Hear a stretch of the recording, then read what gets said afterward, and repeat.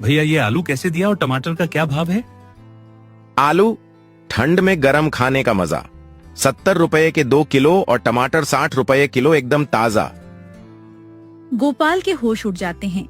150 रुपए में तो मुश्किल से 1 किलो आलू और थोड़ा सा आटा ही आएगा। इतना महंगा। वह दूसरी सब्जियों की तरफ देखता है। तभी उसकी नजर गोभी पर पड़ती है, जिसका भाव बाकियों से कम था। भैया ये गोभी कैसे है? गोभी 20 रुपए किलो, ले जा। गोपाल 20 रुपए की गोभी लेता है और बाकी बचे 130 रुपए लेकर रजाई बाजार की तरफ बढ़ता है। बाजार में रजाई की दुकानें सजी थीं। रंग बिरंगी मोटी रजाइयां देखकर गोपाल को अपने बच्चों का मासूम चेहरा याद आया। लेकिन दाम 800 रुपए, 900 रुपए, ये तो 400 की भी है। मेरे पास तो सिर्फ 130 रुपए हैं। मैं क्या करूं? तभी उसे अपने बचपन का दोस्त और पड़ोसी धर्मेंद्र यानी धन्नू दिखाई देता है, जिसकी रजाई की सबसे बड़ी दुकान थी। अरे धन्नू, तू यहाँ कैसा है भाई? गोपाल, मेरे भाई, मैं तो बहुत बढ़िया हूँ। तू बता, इतनी ठंड में यहाँ क्या कर रहा है? रजाई लेने आया है क्या? मैं भाई रजाई देख, बस इतने ही पैसे हैं, बस इतने ही पैसे हैं। मेरी छोटी बेटी नंदिनी वो रात भर ठंड से कांपती रहती है। सेठ ने पैसे नहीं दिए। देख मेरे भाई, काम धंधा अपनी जगह है और भाईचारा अपनी जगह है। मैं तुझे बिना पैसे के रजाई नहीं दे सकता। ये बाजार है भाई। धन्नू, तुझे मेरी कसम, बस एक रजाई दे दे। मैं तुझे कुछ दिनों बाद पूरे पैसे वापस कर दूंगा। मेरी हालत देख, तुझे पता है ना मैं झूठ नहीं बोलता। बच्चों की जिंदगी का सवाल है। बस कर मेरे यार। ठीक है, मैं यह नहीं देख सकता। ले, ये रजाई रख। पर देख, तू मेरा दोस्त है, इसलिए दे रहा हूं। पैसे जब हो जाए तब दे देना, और कभी जरूरत हो तो सीधा मेरे पास आना। वह भगवान और अपने दोस्त का धन्यवाद करता है। वह रजाई और गोभी लेकर खुशी से घर की तरफ भागता है। गोपाल झोपड़ी में रजाई और गोभी लेकर घुसता है। बच्चे खुशी से झूम उठते हैं।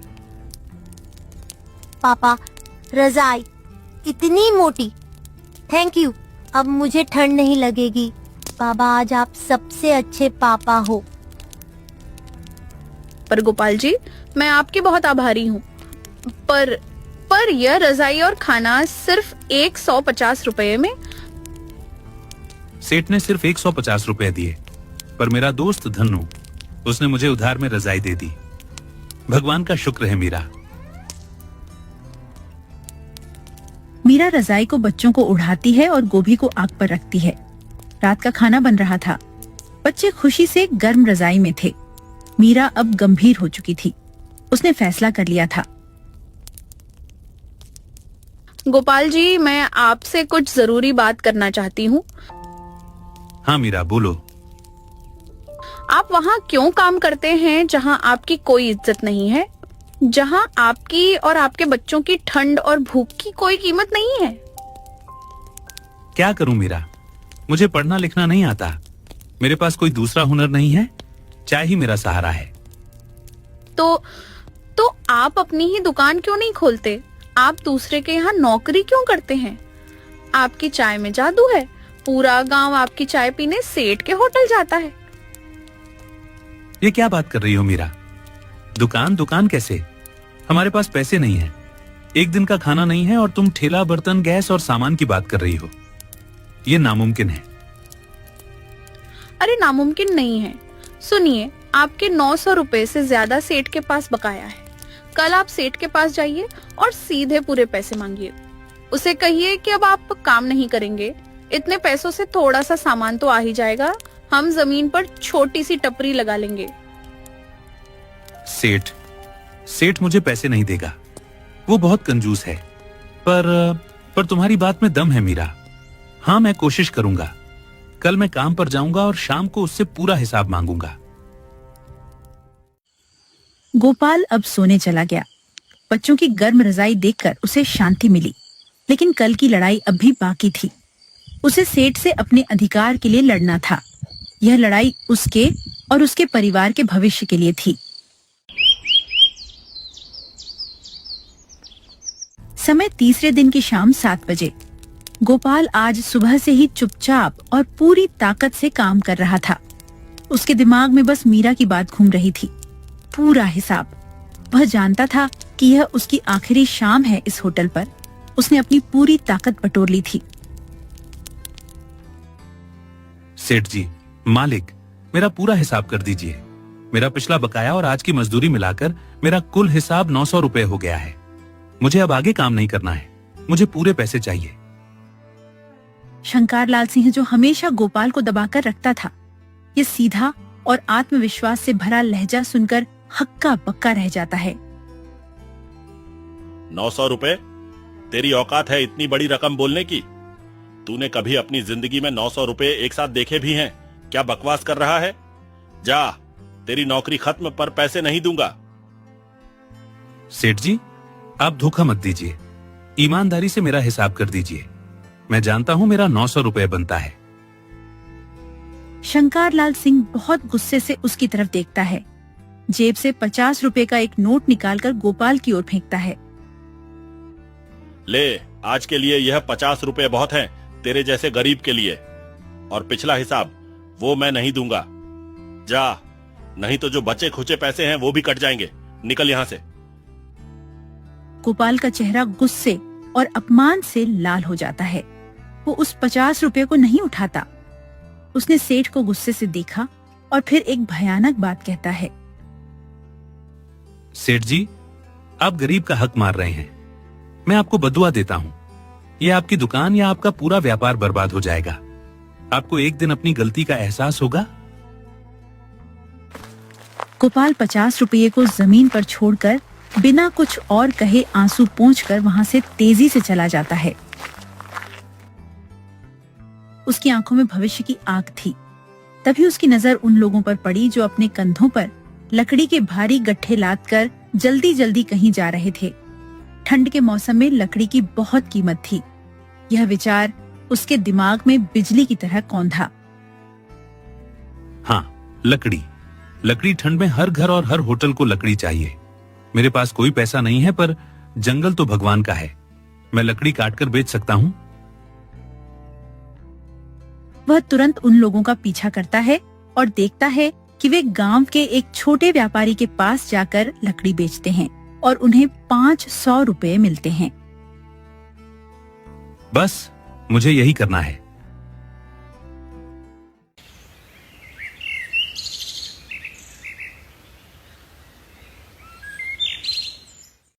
गोपाल अपनी कुल्हाड़ी लेकर जंगल पहुंचता है और ईमानदारी से सूखी और पुरानी लकड़ियां काटना शुरू करता है।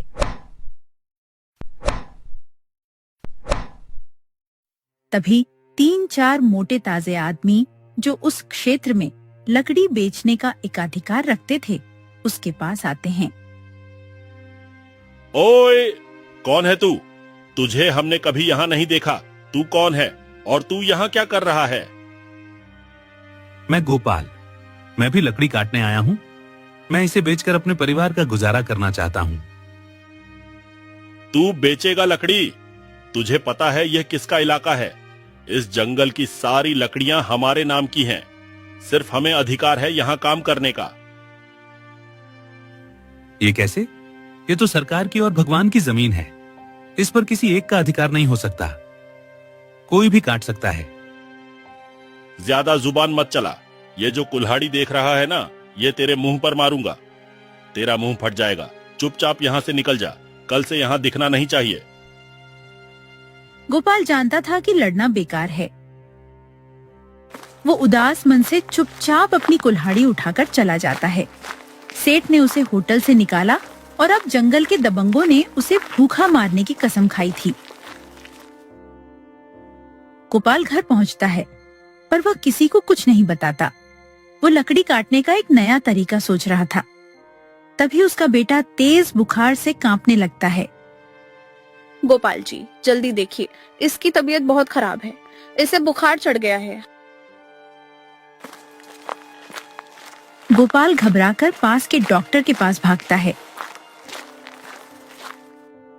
अरे इसे तो बहुत तेज बुखार है, ये टाइफाइड हो सकता है, इसे तुरंत इलाज की जरूरत है। इसे कुल 5 इंजेक्शन लगेंगे। एक इंजेक्शन की कीमत 200 रुपए है। डॉक्टर साहब आप इलाज शुरू कीजिए, मेरे पास अभी बस थोड़े ही पैसे हैं, मैं बाकी पैसे बाद में दे दूंगा। पहले पैसे, इलाज बाद में। इतना बड़ा इलाज उधार में नहीं हो सकता। आपको कम से कम पहला इंजेक्शन लगवाने के लिए 200 रुपए देने होंगे। गोपाल की आंखों में आंसू आ जाते हैं। डॉक्टर साहब ये 100 रुपए लीजिए, मैं कल सुबह कहीं से 200 रुपए और लाऊंगा, बस आज आप इसे पहला इंजेक्शन लगा दीजिए। डॉक्टर को दया आती है। ठीक है, तुम्हारे ईमानदार चेहरे को देखकर मैं पहला इंजेक्शन लगा देता हूं, दवा भी दे रहा हूं, पर कल तुम्हें किसी भी कीमत पर 200 रुपए लेकर आना होगा। डॉक्टर गोपाल के बेटे को इंजेक्शन देते हैं। गोपाल रात भर जाग कर सोचता है, अब 200 रुपए कहां से आएंगे। गोपाल को डर लग रहा था। तभी उसे जंगल के दबंगों की धमकी याद आई। उसने सोचा, अगर मैं दिन में लकड़ी काटता हूं तो वह मुझे मारेंगे, पर रात में बस अब मेरे पास कोई रास्ता नहीं है। अपने बेटे की जान के लिए, बच्चों के भविष्य के लिए उसे ये जोखिम लेना ही होगा। रात 3 बजे की गहन ठंड में गोपाल अपनी कुल्हाड़ी लेकर चुपचाप जंगल की ओर जाता है। वह जानता था कि यह खतरनाक है, पर बेटे की जिंदगी से ज्यादा खतरा क्या हो सकता है। गोपाल रात के गहन अंधेरे और कंपा देने वाली ठंड में जंगल में था। जंगल ठेकेदार दिन में आते थे, इसलिए रात ही उसके लिए सुरक्षित थी। वो जानता था कि यह गैर कानूनी है, पर उसके बेटे की जान बचाने के लिए यह एकमात्र रास्ता था। भगवान मुझे माफ करना, मैं मजबूर हूं, मेरे बच्चे को बचाना है। शक्ति दो ताकि मैं जल्दी से लकड़ियां काट सकूं।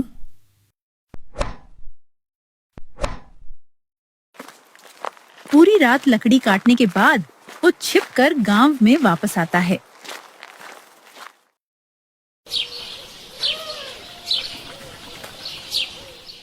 वह उसी व्यापारी के पास जाता है जिसने पहला गट्ठा बेचते हुए देखा था।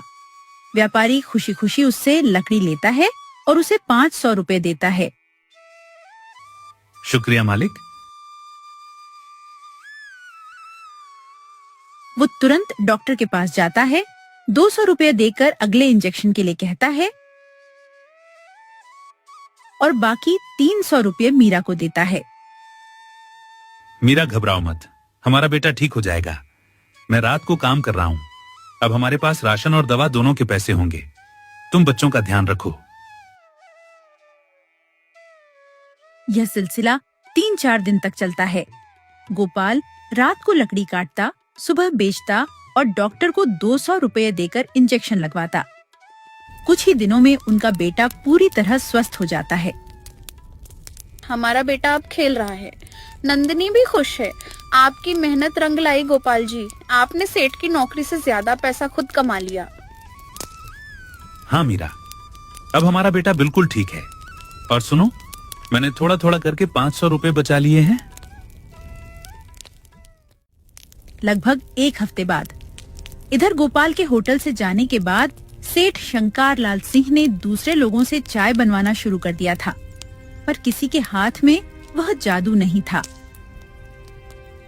सेठ जी, ये क्या चाय है? इसमें तो पहले वाला स्वाद बिल्कुल नहीं है, ये तो फीकी लग रही है। क्या आप मिलावट कर रहे हैं? पैसे वापस कीजिए। हाँ, हमें ऐसी चाय नहीं पीनी। जब से गोपाल गया है, आपकी चाय का स्वाद खराब हो गया है। हमें अपनी चाय चाहिए। लगातार 3 दिन तक ग्राहक आते, चाय पीते और बुरा भला कहकर चले जाते। सेठ का धंधा पूरी तरह ठप हो गया था। उसे अपनी गलती का एहसास होने लगा था। हाय, मैंने क्या कर दिया? मैंने उस गरीब को अपमानित किया। उसकी चाय में स्वाद था, मेरी अक्ल में नहीं। जब वह आएगा तो मैं उससे माफी मांगूंगा और पूरे पैसे दूंगा।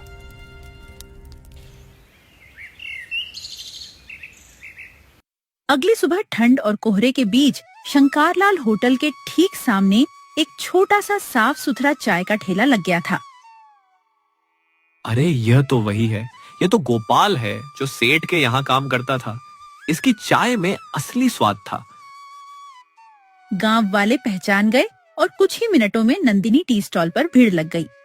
लोगों को वही पुराना और जादुई स्वाद वापस मिल गया था। तुम्हारी चाय पीकर ठंड गायब हो गई। कितना अच्छा हुआ कि तुम खुद का काम कर रहे हो। शंकरलाल सेठ यह देखकर आग बबूला हो जाता है। उसका धंधा पूरी तरह ठप हो गया था। वो गुस्से से तमतमाते हुए गोपाल के पास जाता है। गोपाल, मेरे प्यारे गोपाल, ये क्या नाटक लगा रखा है? चल, हम पहले की तरह वापस अपनी दुकान पर काम करते हैं। मैं तुझे एक दिन का पूरा 500 रुपए दूंगा। माफ कर दीजिए सेठ जी, मुझे अब आपकी कोई जरूरत नहीं है। मैं अब अपने पैर पर खड़ा हो चुका हूँ। मैं खुद की मेहनत से कमाता हूँ। तुझे मैं देख लूंगा। यह सब तेरा नाटक है। कुछ महीनों बाद गोपाल का टी स्टॉल तेजी से चलता रहा। उसने 2 मंजिला एक छोटा सा पक्का घर भी बना लिया था। उसने बच्चों के लिए शिक्षा और शादी के लिए 4-4 लाख रुपए भी बचा लिए थे। सेठ का काला धंधा पूरी तरह चौपट हो गया था। अब गोपाल अपने काम से और अपने परिवार के साथ बहुत खुश था।